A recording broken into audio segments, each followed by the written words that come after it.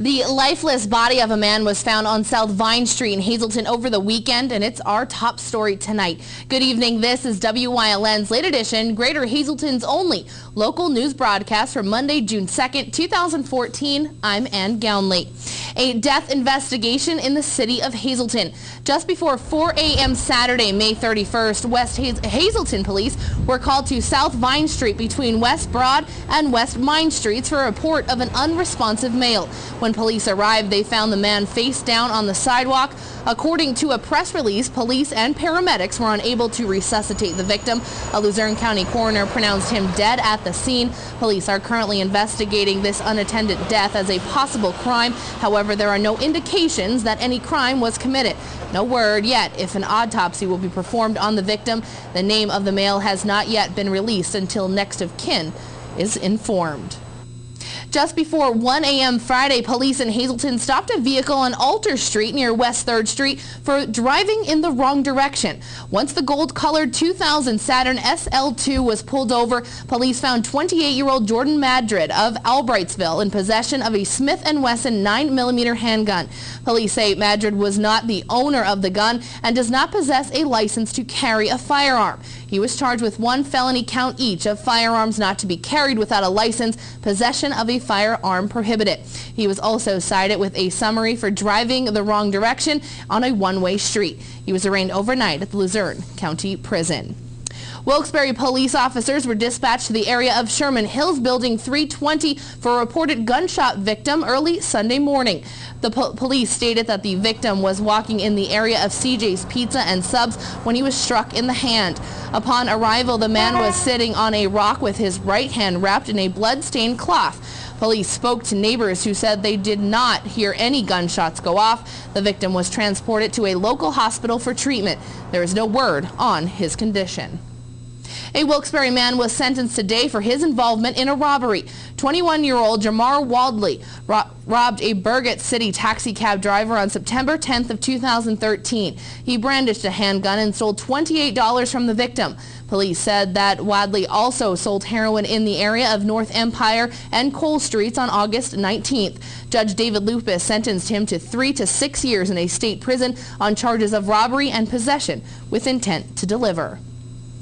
Thomas Latier filed paperwork today asking the judge to give him a lesser sentence and possible boot camp. Latier was the hit-and-run driver who killed 5-year-old Kevin Miller on December 21st in 2012. He pled guilty in March to accidents involving death. He was sentenced last month by Judge Joseph Sklarowski to a 2 to 5 year prison term. His motion states that his plea agreement specifically and intentionally omitted any reference to his drinking due to its irrelevance to the charge offense. Robert Miracle reported to the camp on the grounds of Federal Correctional Institution at Schuylkill this morning. Miracle was sentenced by Judge Edwin Kozik in April to a 1-year prison sentence. He pled guilty in 2009 to failing to disclose to federal investigators and a grand jury that he knew judges were defrauding the government by lying on their taxes. The prison in Schuylkill County is a minimum security facility that houses around 1,375 inmates. A Wilkes-Barre man who allegedly shot and killed his wife filed a motion today in Luzerne County Court intending to present a mental infirmity disease. 48-year-old Vito Aiello was accused of shooting his wife Jane inside their home on Andover Street on September 26th of 2013. She later died from the gunshot wounds. Vito also shot himself in the face. He is being represented by defense attorney Demetrius Fanek. The extent and duration of the mental infirmity is not known at this time. Aiello faces an open count of homicide in county court. He waived his right to a preliminary hearing in November. A proposal drafted by Luzerne County Councilman Rick Williams would allow citizens in areas zoned by the county to keep up to 4 backyard chickens. The fowl has to be kept in an enclosed coop with at least 5 feet per chicken and must be at least 18 feet from neighboring homes. The neighbors would also have to sign consent on a permit application. The permit fee would be a one-time cost of $15 per animal. The proposal would allow townships and boroughs to decide how to balance the interests of residents who want to raise chickens. The issue will be discussed by the Operational Services Committee starting at 5:30 p.m. on Tuesday. A story you will only see on WYLN. Our Gary Perna was the first reporter to get a look inside the new Maple Manor Elementary Middle School as the contractors were finishing up the over $5 million project. Today, WYLN was given an all-access pass to tour the new Maple Manor Elementary Middle School just 3 months before it opens. Clerk of Works Ed Gunshore was our tour guide. I was joined by Superintendent Dr. Francis Antonelli, Director of Elementary Education George Donati, and Principal Phil Latella.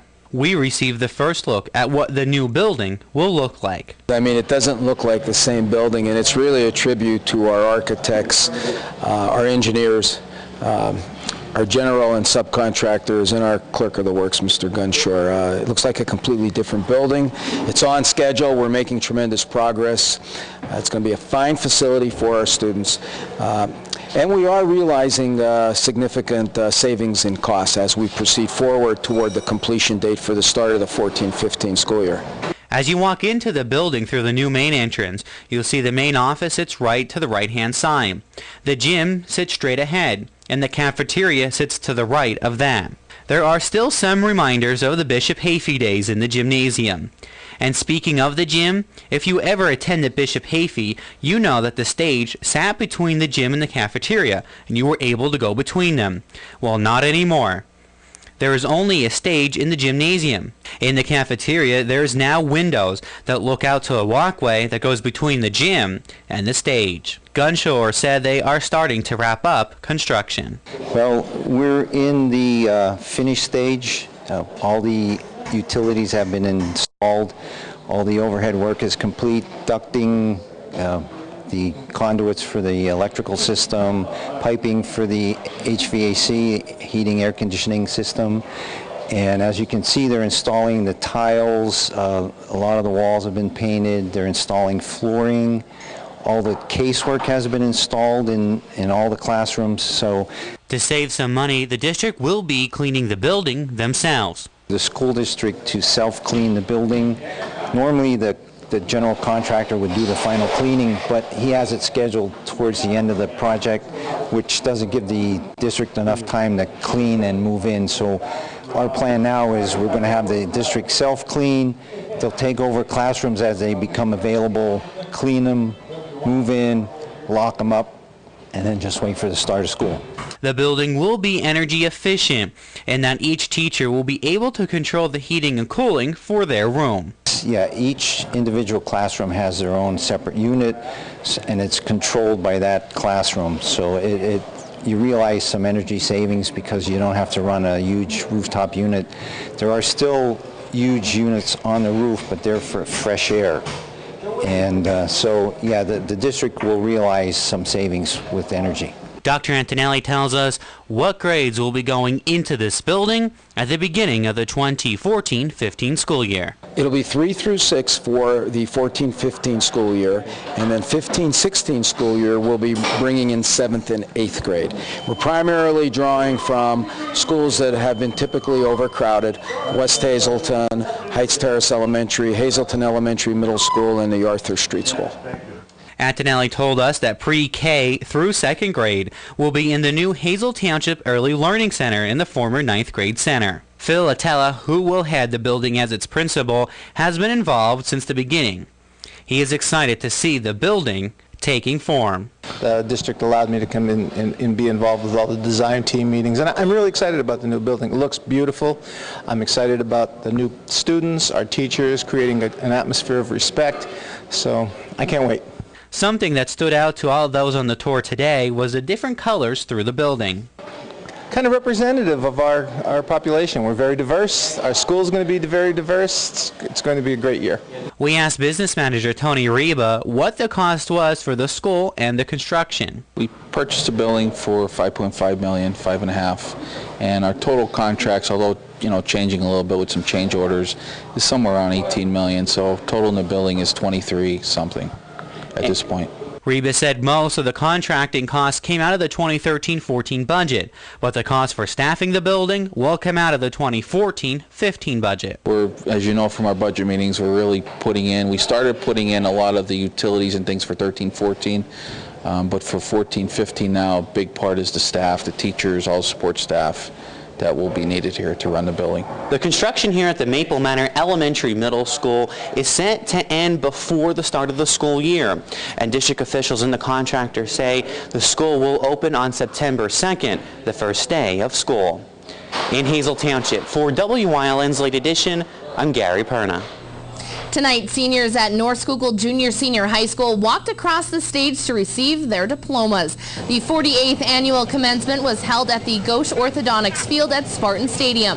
Over 150 seniors received their diplomas. We had the chance to talk with Principal Christian Kemchan. 2014, it was just a fantastic class. These young men and women were freshmen when I first came to North Schuylkill, so I've really got to know them over the years, and they've distinguished themselves in a variety of ways. Certainly excellence in academics, but the competitive nature and just the school spirit that they have is unbelievable.